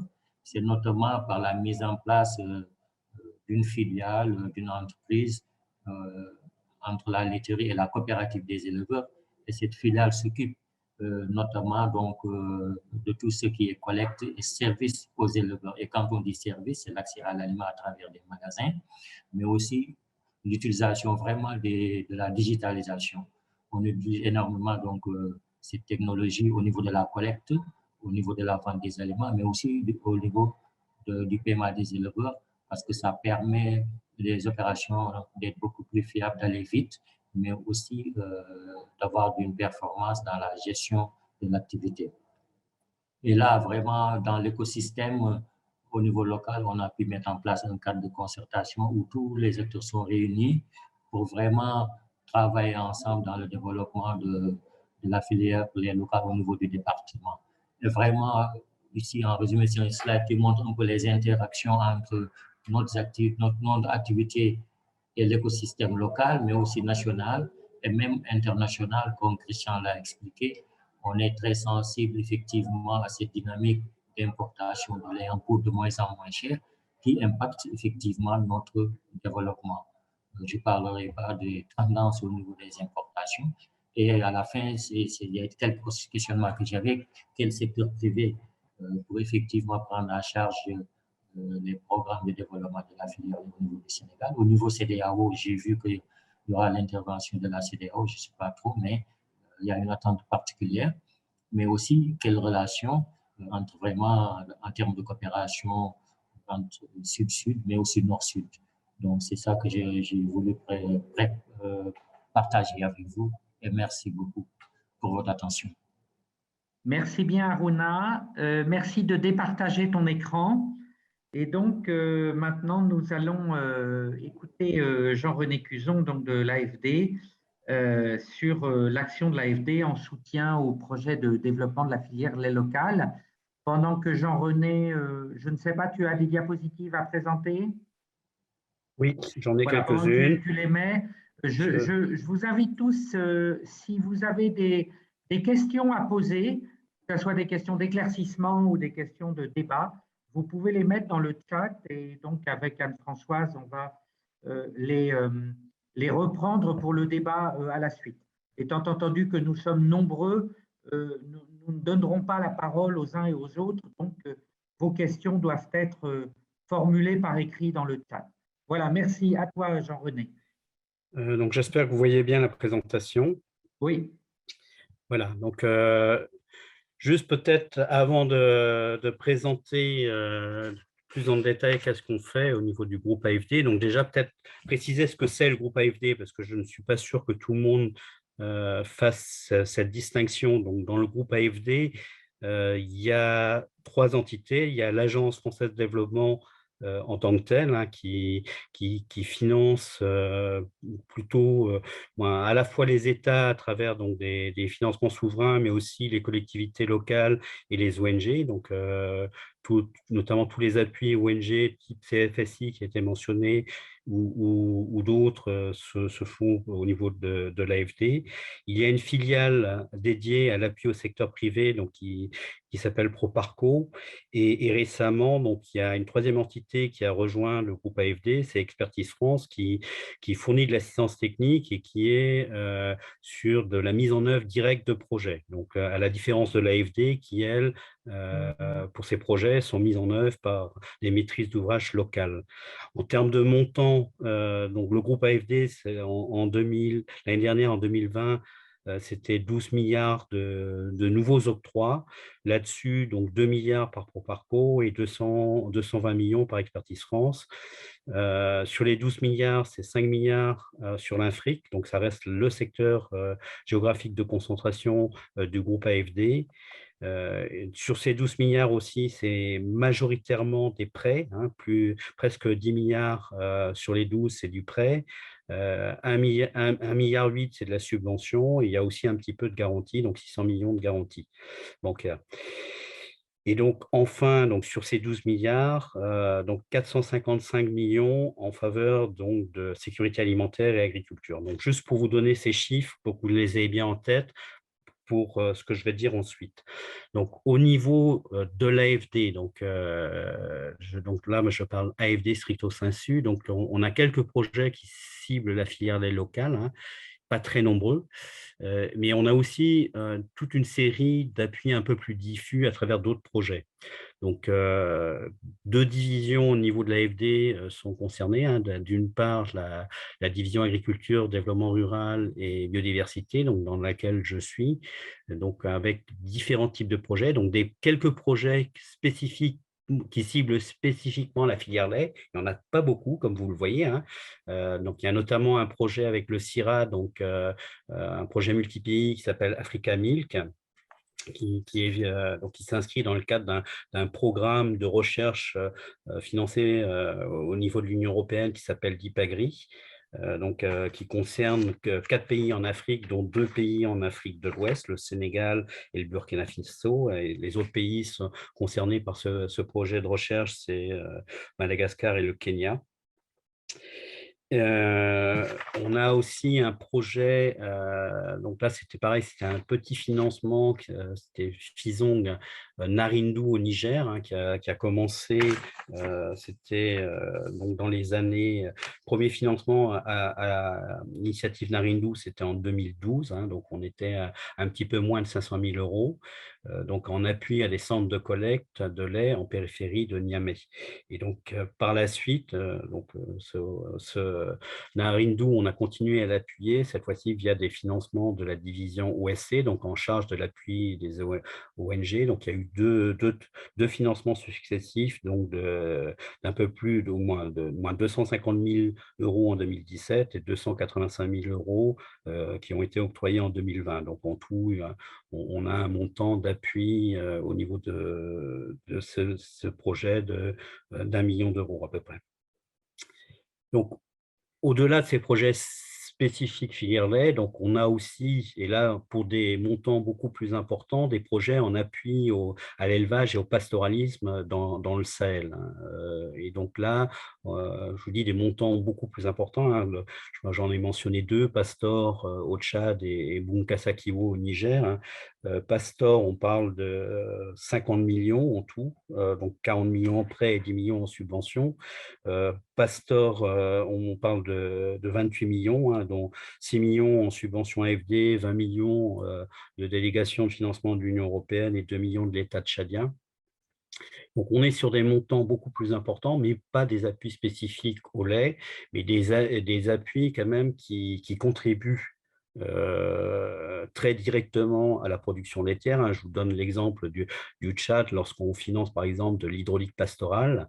Ça a été dit par un des intervenants, il y a un sujet par rapport à tout ce qui est aussi le fait que la production laitière est très saisonnière. Si vous n'avez pas de l'eau à un moment donné, vous n'avez pas de lait. Il faut bien avoir ça en tête. Et donc, travailler sur l'hydraulique pastorale, de facto, contribue aussi à la production laitière. Travailler de façon plus globale sur tout ce qui est amélioration aussi de l'alimentation des troupeaux, ça contribue aussi à la production laitière. Travailler sur la sécurisation des parcours aussi. Donc voilà, c'est pour ça que je les ai mentionnés, parce que c'est des financements qui sont beaucoup plus importants en termes de montant, mais avec des contributions directes aussi à la filière lait. Après, un troisième type de projet, où là, c'est encore plus diffus et plus ponctuel, donc c'est dans le cadre de projets agricoles, développement rural au sens large. Donc, ça peut être des projets, par exemple, de financement agricole, du conseil, de la formation, de l'appui à la contractualisation, de l'assistance technique. Je mentionne un projet qui est hors de l'Afrique de l'Ouest, c'est le projet SASM en Égypte, où on a appuyé, par exemple, des PME agricoles. Et dans le cadre de ce projet, il y avait une grosse composante de financement de l'agriculture à travers donc, un mécanisme de financement agricole mis en place par le ministère de l'Agriculture égyptien. Et ces financements de l'agriculture a principalement, pas uniquement, mais parmi les principaux points d'application de ces financements en prêt, c'était la filière laitière. Donc, on a permis à des petits éleveurs d'augmenter la taille de leurs troupeaux, donc en finançant sur prêt, donc des prêts de très petits montants, l'achat de vaches ou de bufflonnes. À côté de ça, il y avait aussi, donc pour justement sécuriser ces prêts et donc faciliter l'accès à ces petits éleveurs au financement bancaire, donc on a mis en place une garantie agricole qui a permis justement de couvrir à 50% le risque de non-remboursement de ces prêts aux petits éleveurs. Et parallèlement à cela, toujours de l'assistance technique, et donc là, ciblé pour le coup sur la filière lait, avec notamment donc, tout un travail sur la qualité du lait et aussi sur l'amélioration génétique et d'autres types d'appuis comme ça en termes d'assistance technique. Donc, toujours, donc là, je passe maintenant à la division ONG. Donc, j'ai mentionné le projet Narindou avec l'IRAM. Donc, c'est des appuis à la filière lait via des ONG françaises. Je mentionne aussi, par exemple, un projet qui s'est déroulé au Sénégal, en Casamance, avec AVSF. Donc Milk for Kids, donc c'était notamment donc un appui à la cantine scolaire et à la distribution de lait local à travers les cantines scolaires. Je sais que dans d'autres pays, je pense au Burkina aussi, il y a eu aussi de la distribution de lait local à travers les cantines scolaires. Ce sont des mécanismes qui sont assez intéressants. Tous ces achats institutionnels qui permettent comme ça de sécuriser des débouchés notamment pour les mini-laiteries, et qui permettent de valoriser aussi le lait local à travers une sécurisation des circuits de distribution. Et je ne vois plus, j'ai rajouté, c'était le dernier point, c'est bien sûr aussi des appuis à tout seigneur, tout honneur, par exemple l'appui à la campagne du CFSI qui a été mentionné au tout début dans l'introduction. Autre entité du groupe AFD, ProParco, qui intervient aussi en appui à la filière lait. Alors, Proparco a des modèles, moi je l'ai dit tout à l'heure, hein, c'est l'appui au secteur privé avec différentes modalités d'intervention possibles, soit des prêts, soit des prises de participation dans le capital, et plus récemment aussi, et donc ce sont majoritairement en premier en termes de volume, c'est les prêts, participation en deuxième, et donc plus récemment aussi, donc Proparco a développé aussi toute une offre en matière de garantie et fait aussi un petit peu d'assistance technique sur des ressources en subvention. Donc, quelques exemples de financement d'entreprises dans le secteur de laitier, hein, donc la laiterie du Berger qui a été présentée juste avant, donc a bénéficié donc, de financement de la part de Proparco hein, via un fonds d'investissement, investisseurs et partenaires qui lui-même était financé, cofinancé par Proparco n'étant pas le seul dans ce fonds d'investissement. La laiterie du Berger aussi a bénéficié d'un petit peu de subvention via un de nos projets avec la CEDEAO aussi. Donc ça, c'est un exemple. Proparco aussi a investi donc, dans Fan Milk au Ghana, donc toujours pareil en termes de donc equity, donc pour les prises de participation, et est en train d'instruire actuellement donc des financements, donc, notamment en Mauritanie avec Tiliski, donc cette entreprise elle-même ayant bénéficié d'un appui en 89 de la part à l'époque de la Caisse centrale, donc ça commence à dater un petit peu, mais c'était un appui d'1 million de francs français à l'époque. Et donc Proparco aussi a étudié donc, un appui à Nigerlais au Niger. Donc la problématique qu'on a ici au niveau des collègues de Proparco, c'est que souvent les entreprises du secteur laitier sont de taille plutôt modeste, hein, mis à part les grands groupes laitiers qui ont été mentionnés par Christian tout au début, la plupart des autres entreprises restent quand même de taille très modeste et avec des besoins aussi de financement, pour le coup, qui sont par nature modestes, et donc et des capacités d'endettement souvent très faibles. Et donc ça pose un problème en termes de montant des financements au niveau de Proparco, avec des tailles de tickets qui sont souvent trop faibles, en dessous des seuils pour lesquels justement Proparco peut faire des prêts. Et donc, c'est aussi pour cette raison qui explique que Proparco intervient plutôt via soit de l'intermédiation bancaire, hein, via du financement du secteur bancaire qui derrière eux-mêmes finance les entreprises laitières ou le secteur plus globalement, ou via des fonds d'investissement. Peut-être en conclusion, hein, donc vous voyez que les appuis dans le secteur restent modestes, hein, mais variés pour répondre à des enjeux multiples. Hein, donc, ça a été mentionné déjà, donc il y a un gros enjeu de la production, c'est le fait qu'elle soit très dispersée sur les territoires, des fois en plus avec des zones de production qui sont parfois éloignées des zones de consommation. Et donc, il y a un gros enjeu d'organiser la collecte, hein, ça a été dit. Et donc, c'est l'exemple de projet, c'est le projet Narindu au Niger, où on a essayé justement de mettre en place des centres de collecte de lait en périphérie de Niamey. C'est aussi ce qui explique cette émergence de mini-laiteries donc en périphérie de villes secondaires, donc au sein de villes secondaires, mais qui organisent un réseau de collecte en périphérie de ces villes secondaires. Il y a un sujet de productivité des troupeaux, hein, donc avec une productivité qui est très faible quand on compare par exemple à la productivité des vaches en Europe, et en plus donc couplé à une saisonnalité de la production, ça a été dit aussi, donc pendant la saison des pluies. Et donc un des enjeux, c'est au-delà de la collecte, si on veut que ce soit rentable aussi, il faut collecter un certain volume de lait. Il faut le collecter de façon régulière. Et donc là, il y a tout un travail en termes de zootechnie, donc à la fois en termes d'alimentation des vaches, en termes de génétique, hein, de recherche.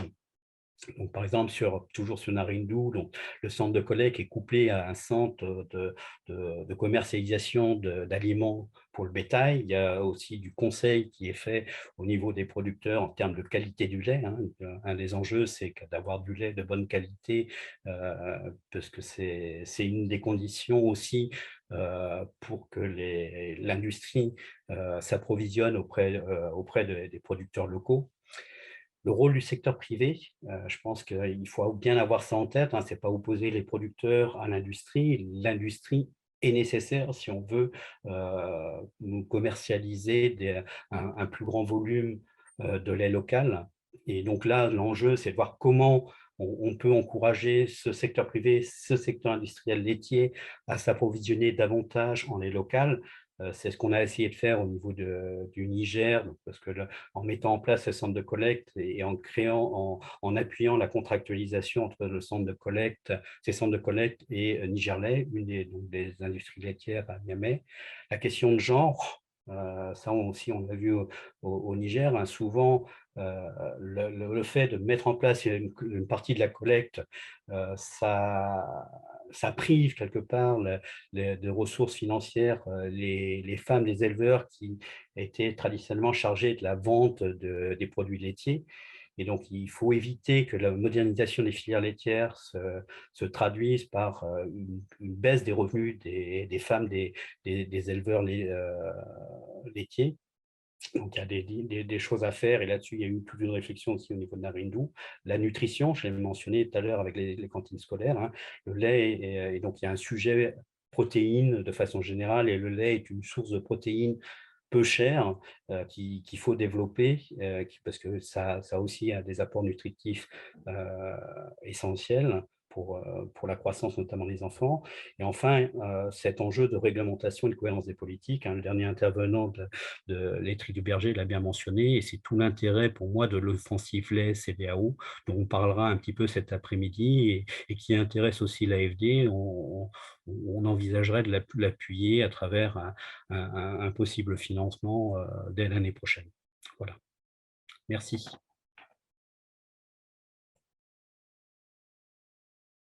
Merci Jean-René. Bien. Alors, donc, il nous reste un peu moins d'une demi-heure pour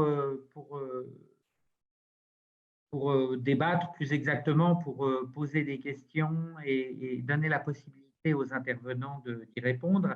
Vous avez en fait déjà posé pas mal de questions à travers le chat, donc j'ai essayé de rassembler ces questions. Bon, je vois qu'il y en a des nouvelles qui arrivent, mais là, je vais commencer plutôt par celles qui sont arrivées au début. Alors, tout d'abord, bon, il y a eu plusieurs remarques pour dire, ce qui ne sont plus des remarques que des questions, pour dire que il fallait, voilà, fallait pas oublier le soutien à la production laitière elle-même, à la modernisation de la production laitière elle-même. Voilà, bon, c'est une chose de toute façon que Jean-René a également abordé. Alors ensuite, parmi les questions, moi j'ai noté, j'ai noté 10 questions. Alors, la première, à mon avis, qui s'adresse plus à Christian, sur comment sont calculées cette estimation de 5%, 10% de la production qui est collectée. Deuxième question, également plus à Christian, que peux-tu dire de la valeur nutritionnelle de ces poudres MGV par rapport aux poudres de lait entières? Et troisième question, est-ce qu'il y a des démarches juridiques un peu par rapport au risque de tromperie, par rapport à ces poudres MGV? Alors ensuite, il y a des questions qui sont, à mon avis, peut-être plus à Mahmoud et à Aruna, mais bon, les autres personnes peuvent aussi y répondre. Donc la quatrième question, comment sont fixés les prix d'achat du lait et notamment quel est le poids des éleveurs pour négocier face à des industriels ou des transformateurs qui peuvent être à un moment donné dans une position de force?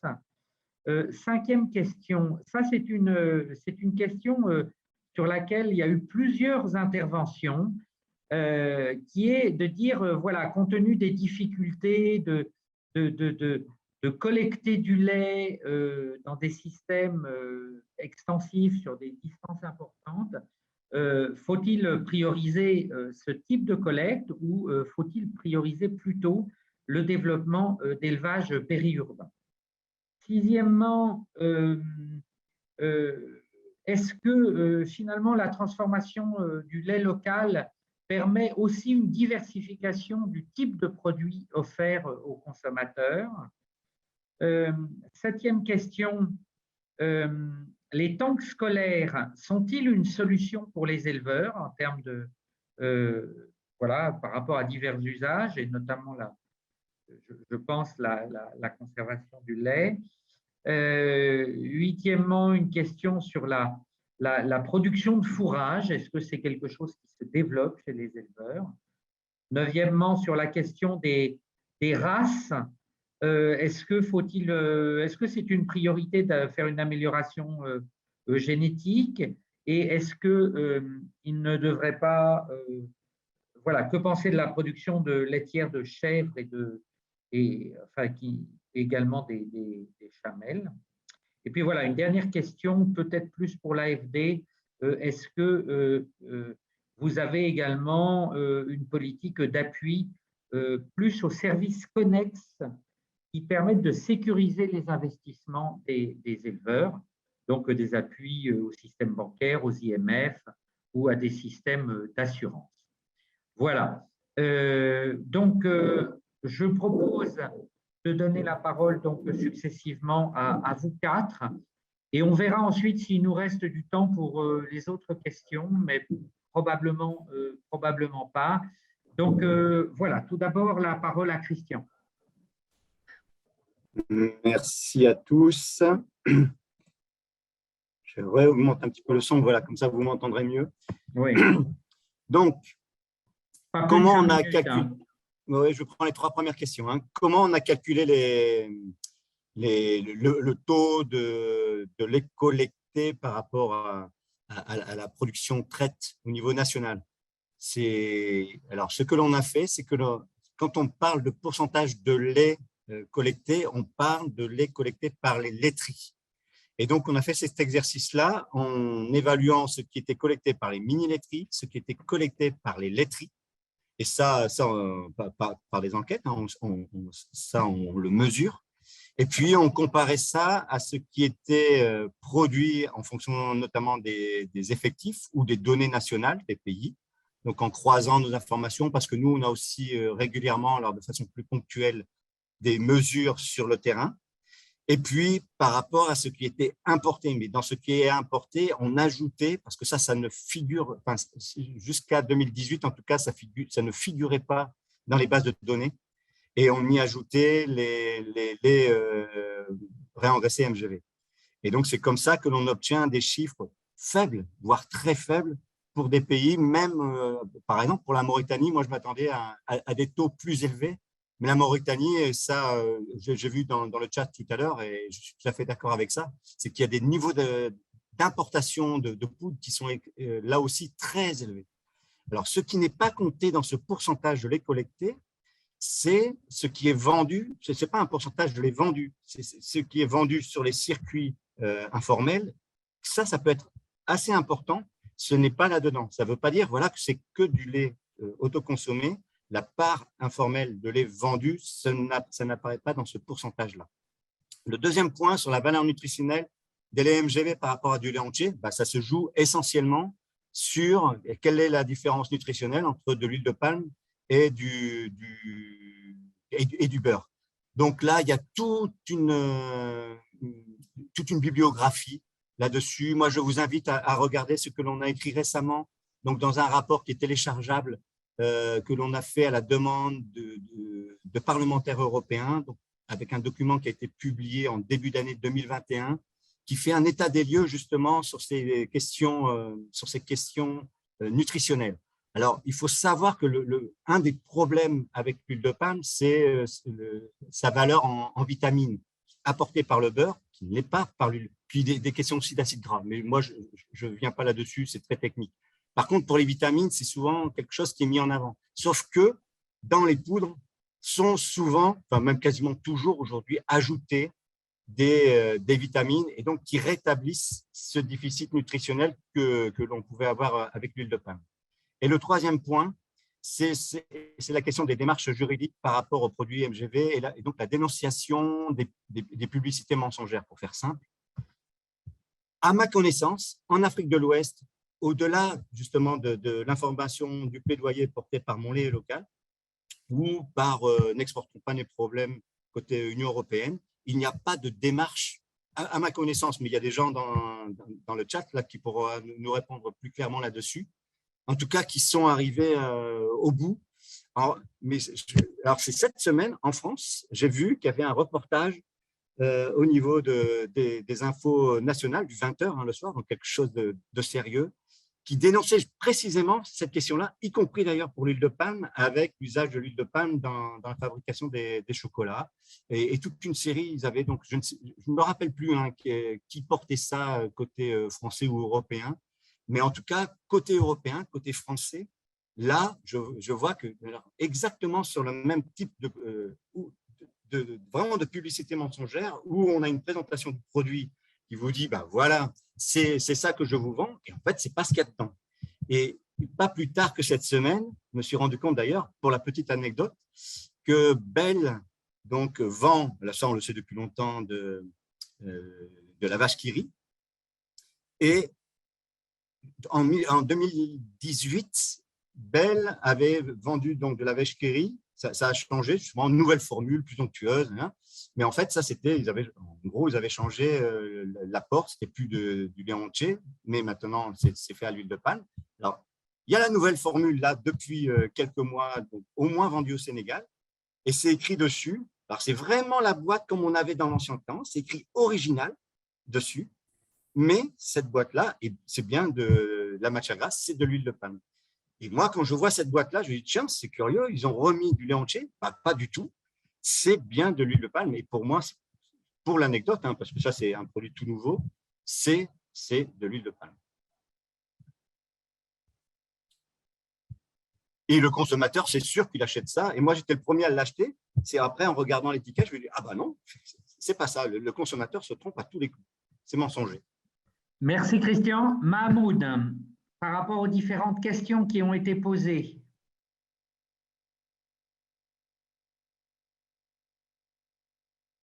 Ah, je ne sais pas si Mahmoud est là. Je sais qu'il a des difficultés de connexion. Alors peut-être on va donner la parole à Aruna. Aruna. Allô? Oui. Vous m'entendez?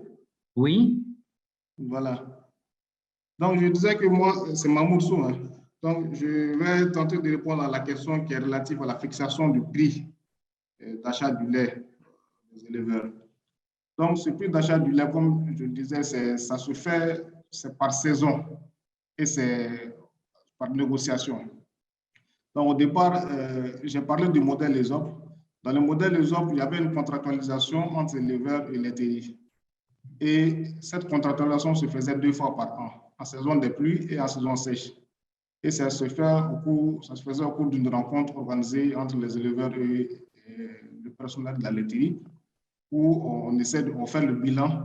Après le bilan, on s'entend sur le prix d'achat sur les 6 mois à venir.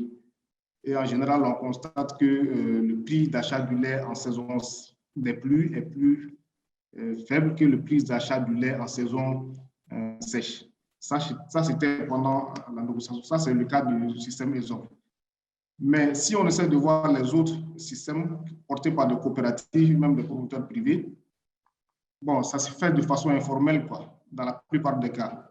C'est soit les producteurs qui s'organisent, ils viennent, ils demandent une rencontre avec la laiterie pour vraiment essayer de revoir le prix.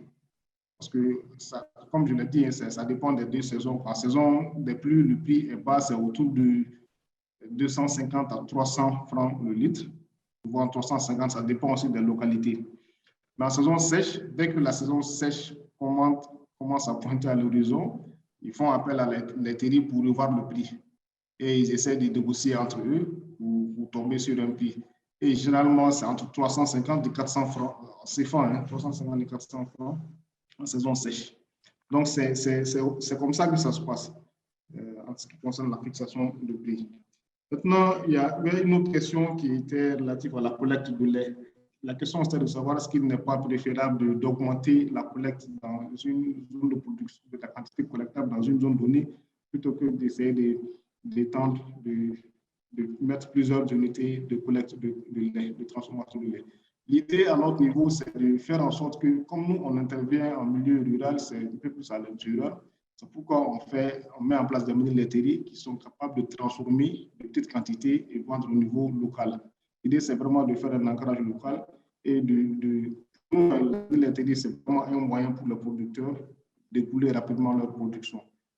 Pratiquement dans ces localités-là, vous trouverez que pratiquement tout le monde est éleveur, tout le monde a un peu du lait à consommer, mais c'est du lait tel que du lait cru, souvent un peu passé par eux-mêmes. Bon, à la limite, ils ont ça sous leurs mains, sous leur bas, ils ne raffolent pas là-dessus. Mais quand c'est transformé en yaourt, en ghee, le beurre liquide, en lait caillé sucré, ça donne vraiment envie de consommer et ça part très rapidement. Le problème du marché ne se pose plus au niveau de l'éleveur, qui écoule facilement sa production, et aussi au niveau de la localité où le lait, la mini-laiterie est implantée. Ça donne l'occasion à la population, à la communauté aussi d'avoir une gamme de produits dont ils n'ont pas accès étant sur place. Donc, c'est un peu l'idée avec la mise en place de la mini-laiterie. Donc, il y avait aussi la question par rapport au tank solaire. Moi, je pense que le tank solaire, c'est vraiment... Nous, on recherche même ça. Hein. On a des tanks, on travaille souvent avec des électriques qui ont des tanks, mais c'est des tanks électriques en termes de consommation et autres. C'est quand même quelque chose, quoi. Donc, des tanks solaires, je pense que ça peut être une bonne idée, une bonne initiative pour l'électricité, vu tout ce qui se passe vraiment en termes de difficultés liées à l'électricité. Je vois dans les messages, il y a plein de personnes qui posent la question de savoir, qui évoquent l'électricité comme un problème majeur dans notre localité. Soit dans notre pays, nos pays, que ce soit au Burkina ou au Mali, bon, c'est pratiquement la même chose. Il y a quelqu'un qui demandait si c'est la même chose au Mali ou au Sénégal qu'au Burkina. Je pense que c'est la même chose. C'est pourquoi les dernières laiteries qu'on a appuyées, on met des chaînes de froid solaire à leur disposition. Mais des tanks solaires, on est à la recherche sur c'est une bonne idée. OK, merci Mahmoud. Aruna, est-ce que tu souhaites répondre à certaines des questions qui ont été posées aussi?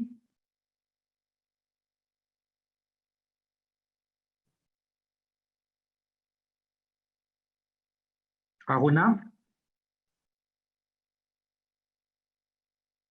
Aruna n'est peut-être plus là. Eh bien, donc, Jean-René? Oui, merci Laurent. Donc, il y a eu plusieurs questions concernant comment on accède au financement AFD. Donc, et quelles sont les modalités, les montants, etc. Pour ça, donc la porte d'entrée pour côté AFD, c'est toujours les agences. On a la chance d'avoir un réseau d'agences qui est très développé, notamment en Afrique de l'Ouest, avec dans la plupart des pays des agences AFD. Et donc, c'est la porte d'entrée pour solliciter des financements au niveau du groupe AFD, toujours. Donc ça, donc je vous renvoie un petit peu en termes de prise de contact au niveau des collègues dans chacun des pays.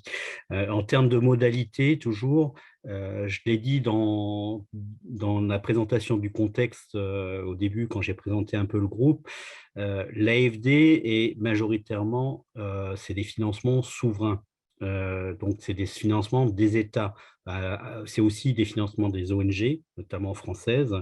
Et donc, l'enjeu pour nous, c'est comment financer plus le secteur laitier. Et ça, je voudrais aussi insister là-dessus. C'est un des enjeux pour nous, c'est d'avoir plus de requêtes des pays en faveur de cette filière. Actuellement, on en a peu. C'est ce qui se traduit aussi en grande partie le faible volume des projets spécifiques sur la filière lait. On a des demandes sur l'appui au secteur de l'élevage, on a des demandes notamment dans les pays sahéliens sur l'appui au pastoralisme. On a très peu de demandes, ou on n'en a pas du tout, sur des appuis spécifiques à la filière lait.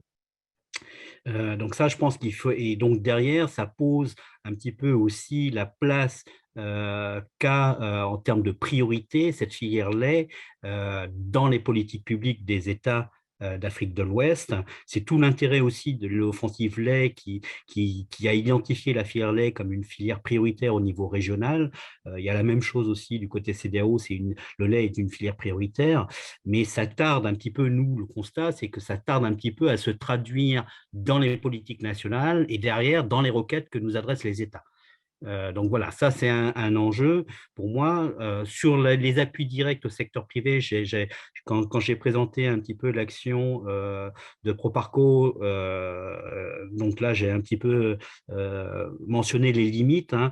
Pour nous, c'est difficile d'appuyer directement des petites entreprises du secteur laitier. C'est tout l'enjeu justement de l'intermédiation financière. Donc, et ce qu'on fait par contre, donc des appuis au secteur bancaire, pour justement financer derrière des PME et donc d'avoir des financements plus petits qui sont plus adéquats par rapport aux besoins de ce type d'entreprise, ou l'entrée en capital via des fonds d'investissement qui peuvent justement mettre à disposition des montants plus faibles que ce qu'on peut faire en direct ou ce que peuvent faire les collègues de Proparco en direct aussi. Donc, on est clairement sur une filière en croissance, mais pour lequel encore les financements nécessaires, on va dire à titre individuel, à titre que ce soit producteur ou entreprise, sont très petits pour nous, et donc d'où l'enjeu de trouver des intermédiaires qui peuvent apporter ces appuis-là, parce que ces appuis-là sont essentiels. C'est comme ça aussi qu'on arrivera derrière à consolider les choses et avoir une filière qui se développe. J'ai dit, les financements restent modestes, hein, on est de l'ordre de quelques centaines de milliers d'euros à quelques millions d'euros. C'est modeste quand on regarde globalement par rapport au portefeuille de l'activité du groupe AFD, mais ce n'est pas parce que c'est modeste, ce n'est pas important. Au contraire, je pense qu'on l'a vu sur la durée, que ce soit Tivinsky, que ce soit les Tri du Berger, que ce soit les centres de collecte de Narindou, ces financements-là, même modestes, ont permis un développement de la collecte, ont permis un développement de la filière.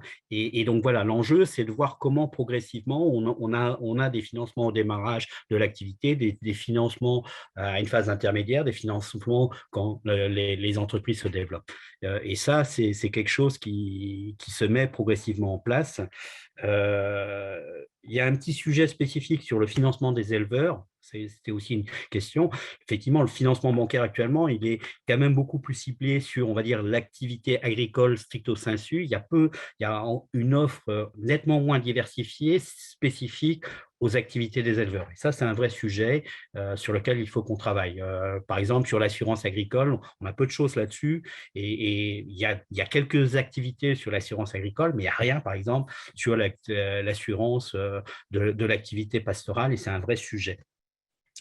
Donc voilà, et peut-être juste réagir aussi sur quelques commentaires, hein. Le fourrage, effectivement, c'est un sujet pour moi qui est un peu un angle mort. C'est tout l'intérêt aussi, notamment de la recherche, hein, de travailler davantage là-dessus. Si on veut avoir une production plus régulière, effectivement, il faudra travailler sur l'alimentation et notamment sur le fourrage, mais pas que.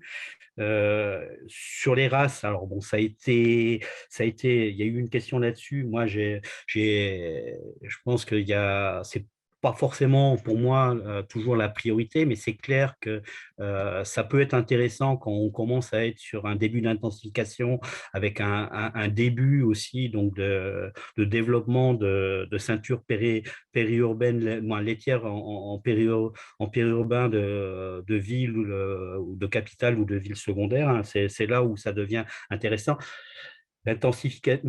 L'amélioration génétique, elle doit être couplée aussi à l'alimentation. Faire de l'amélioration génétique sans amélioration des fourrages et d'alimentation, on perd quand même beaucoup des gains potentiels en termes de génétique, je veux dire, d'amélioration génétique. Et dernier élément sur l'électricité, c'est, quand je disais aussi des effets diffus et connexes, effectivement, ces clés d'électricité pour les mini-laiteries notamment, ou les centres de collecte, hein. Moi, je l'ai vu par exemple sur Narindou, beaucoup d'entre elles travaillent ou tournent avec des générateurs, ce qui est coûteux. Quand le coût de l'électricité produite par les générateurs est juste rend très difficile, grève très fortement la compétitivité du lait local. Donc, travailler sur l'électrification rurale aussi, c'est quelque chose qu'on fait à travers nos projets. Donc, c'est dans un autre secteur. Et ça, c'est aussi un moyen, effectivement, de développer, y compris dans des zones, dans d'autres zones que la proximité des villes, ce type d'activité. Merci. Merci Jean-René. Alors, Aruna, il est bien encore là. Aruna. Non, il ne m'entend pas. Pourtant, il apparaît bien comme présent. Aruna. Bien. Aruna. Bon, mais écoutez, voilà, peut-être il ne nous entend pas. Donc, nous arrivons donc de toute façon au bout de cette table ronde. Donc, il y a d'autres questions qui ont été posées. Bon, je pense que dans les discussions de l'après-midi, il y a certains points qui pourront être repris. Bon, de toute façon, on voit bien qu'autour de cette question où on aborde à la fois la production, la collecte, les questions de transformation, les enjeux au niveau de la consommation, les enjeux de la concurrence des importations. Donc, c'est vrai qu'on est sur un champ vaste. En tout cas, moi, ce que je retiens, c'est que de cette table ronde, c'est que face à ce défi de développement de la production laitière, il y a tout de même des expériences qui montrent que un développement, une croissance de la production est possible, non seulement de la production, mais également de la collecte à travers le modèle des mini-laiteries et le modèle plus industriel. Et que donc, voilà, ce sont des